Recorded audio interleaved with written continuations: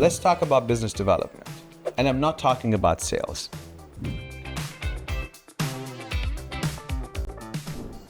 My name is Ali Shabdar.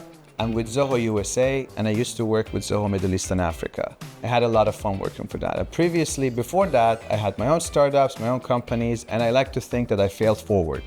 I want to share 3 things today with you. That is on target market, competitive advantage, and also partnerships. On target market, I would definitely focus on building a persona of who my product wants to serve in the market, and also talk to actual customers. On the competition, it's very important to know who are we competing against and what are our competitive advantages. What is our unique value proposition, UVP?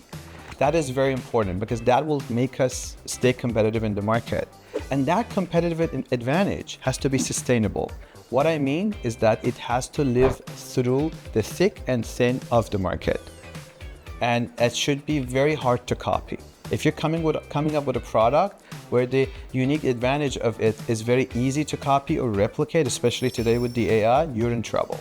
It's a must to focus on that irreplaceable, hard to repeat and hard to replicate angle of your product.